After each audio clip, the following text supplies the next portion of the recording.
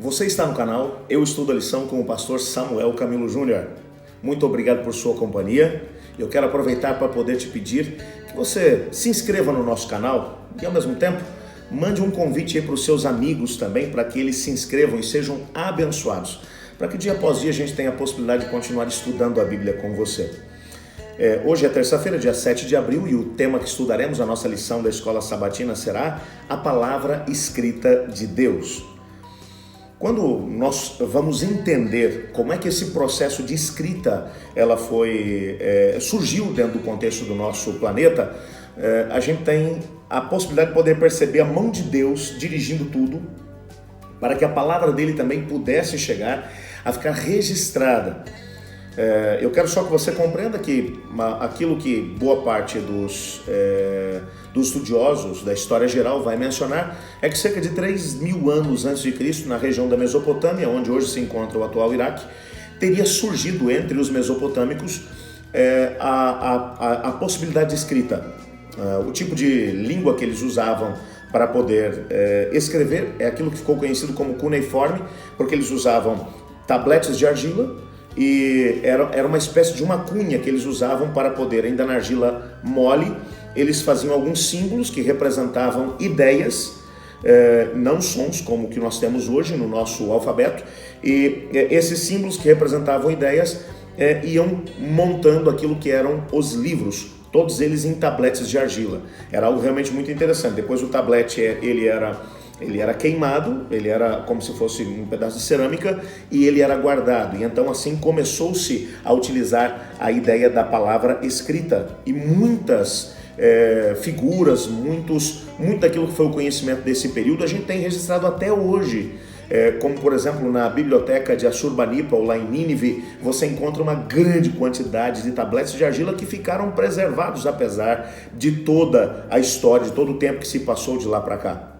Paralelamente a isso, um pouco mais tarde, os egípcios começaram a desenvolver uma linguagem parecida, também são símbolos que representam ideias, que ficou conhecido como os hieróglifos, uma língua bem complexa, bem difícil. Até hoje, os especialistas em hieróglifos, eles sabem que é impossível conseguir descobrir tudo aquilo que estava embutido numa língua tão complexa como era os hieróglifos, ok? Paralelamente a isso também, na região da China, ainda com símbolos que representam ideias, os chineses criam o seu alfabeto, ou a sua maneira de poder escrever. Aliás, ela se mantém até hoje. Dessas línguas antigas, a única que permanece ainda de maneira clara desde o início até o presente momento é a língua chinesa. Eles continuam usando símbolos que representam ideias. Obviamente que houve todo um processo de aprimoramento desse sistema até hoje, mas eles continuam usando símbolos que representam ideias. Enquanto isso, algum tempo mais tarde, na região da Fenícia, os fenícios são os primeiros a estabelecer símbolos que representam sons. E eles são os primeiros a estabelecer, por exemplo, a ideia de consoantes para poder construir frases. Algum tempo mais tarde, os gregos vão estabelecer as vogais. E então o processo de escrita acaba sendo aprimorado e facilitado. Para que, obviamente, é muito mais fácil você conhecer essa ideia de símbolos que representam sons e formar as palavras, e com as palavras formar textos, do que você trabalhar com símbolos que representam ideias. Aí os símbolos são muito maiores, há uma grande quantidade de símbolos. Todas as línguas que são construídas em termos de símbolos que representam ideias são muito complexas, muito difíceis mesmo. Talvez a palavra de Deus teria mais dificuldade de poder chegar até nós usando-se línguas como essas. E o primeiro indivíduo a escrever foi Moisés. O nosso guia de estudos hoje vai mostrar exatamente isso. Olha, Êxodo capítulo 34, verso 27, vai dizer assim: Disse mais o Senhor a Moisés: Escreve essas palavras, porque segundo o teor dessas palavras fiz aliança contigo e com Israel. Deus vai mandar que Moisés escrevesse. Mas o mais interessante é que essa ordem não é dada para Moisés enquanto ele está no Egito. enquanto ele estava morando no Egito, antes que ele recebesse o chamado de Deus. Até os 40 anos de idade, Moisés havia estudado na escola do Egito. Paulo vai deixar isso muito claro nos seus escritos. Ele havia se tornado um grande líder militar e, obviamente, que ele dominava o estilo de escrita do Egito.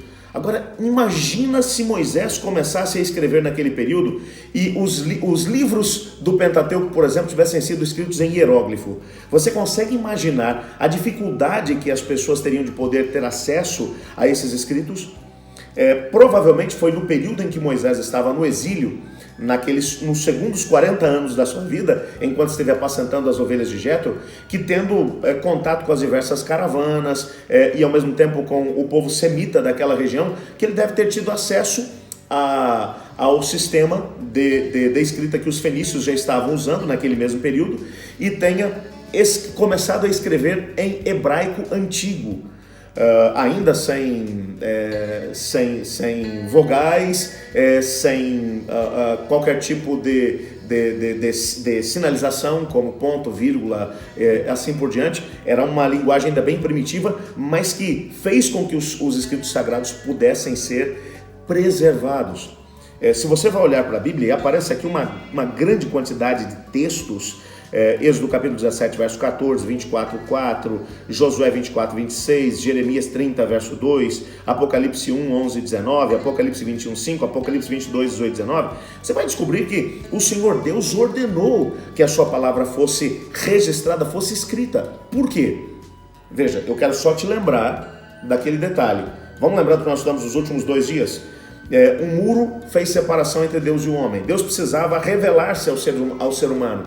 Para isso ele começou a enviar mensagens por cima do muro, através dos seus profetas, para que essa mensagem chegasse até o seu povo conhecendo a vontade de Deus, o propósito de Deus para a salvação da humanidade, tivesse a possibilidade de fazer com que essas mensagens chegassem a todas as pessoas. Para isso, ele revelou sua verdade, ele está enviando as mensagens por cima do muro. Para isso, ele inspirou os profetas para que eles registrassem em suas palavras, é bem verdade, mas aquilo que era a vontade de Deus. Portanto, é um processo guiado pelo próprio Espírito Santo do Senhor.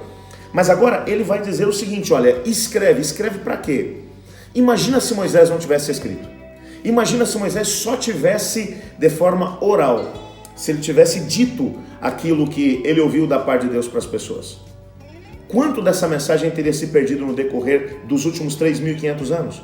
Será que hoje nós teríamos o conhecimento dessas obras fantásticas que são Gênesis, Êxodo, Levítico, Número, Deuteronômio e cremos também o livro de Jó? Será que essas mensagens teriam chegado até nós? Será que se Josué não tivesse tomado o posicionamento de poder escrever o livro que levou o seu nome? Será que a gente teria a possibilidade de poder entender como Deus guiou seu povo no processo de conquista da terra de Canaã? Será que se homens como Davi, Salomão, Samuel, Natã, Gade, entre outros, Jeremias, se esses homens não tivessem escrito, que tipo de mensagem daquilo que eles tiveram a possibilidade de receber da parte de Deus teria se mantido para que chegasse até nós hoje? Quantas pessoas hoje têm a possibilidade de ser transformadas por aquelas mensagens? Eu fico às vezes imaginando o momento da ressurreição quando Jesus voltar. Eu imagino uma grande quantidade de pessoas chegando até Jeremias e dito assim, Jeremias, muito obrigado por ter escrito 1º e 2º Reis, muito obrigado por ter escrevido o livro que levou o seu nome, de Jeremias, Lamentações de Jeremias, obrigado. Teve algumas mensagens dentro dos seus escritos que mudaram a minha vida. Eu aceitei a Jesus por tua causa, pelo que você escreveu. Eu fico imaginando o assombro de Jeremias quando ele pergunta assim, em que ano você viveu? Em que época você viveu? Imagina pessoas que viveram no século 21 dizendo para Jeremias, que viveu cerca de 600 anos antes de Cristo, dizendo o que você escreveu 600 anos antes de Cristo. Ou seja, cerca de 2.600 anos antes do meu nascimento, mudou minha vida. Deus é sábio e por isso ele pediu para que a sua palavra pudesse ser registrada, para que nós tivéssemos a possibilidade de poder chegar até hoje, para que essa mensagem pudesse chegar até nós ainda hoje. É óbvio que se a verdade não tivesse sido registrada, no decorrer dos séculos o Senhor Deus continuaria levantando homens e mulheres para poder dizer de forma verbal essa mesma verdade. Mas a beleza das Escrituras é que esses livros que foram preservados, eles são suficientes para poder trazer a revelação básica daquilo que é o propósito de salvação para cada um de nós. É por isso que, mesmo em situações em que há dificuldade de leitura, uns podem ler o texto escrito em voz alta para os outros, e todos são profundamente abençoados por aquilo que foi escrito tanto tempo antes. Eu queria, nesse momento, ter a possibilidade de agradecer a Deus por ter incentivado os profetas a registrar em palavras que chegaram até nós hoje, aquilo que é a vontade de Deus. Vamos orar? Obrigado, Senhor, porque o Senhor incentivou no decorrer de toda a história homens e mulheres que receberam Tua revelação a poderem escrever em palavras humanas, é bem verdade, mas palavras que ficaram guardadas para chegar até nós hoje, palavras que têm mudado vidas de pessoas. Obrigado por elas. Ajuda-nos a podermos valorizá-las em nossa vida. Pois é em nome de Jesus que oramos. Amém. Se você foi abençoado pelo nosso estudo de hoje, não se esqueça de deixar o seu like, o seu comentário no vídeo e, ao mesmo tempo, permanecer junto conosco, porque você sabe que eu estudo a lição. E você?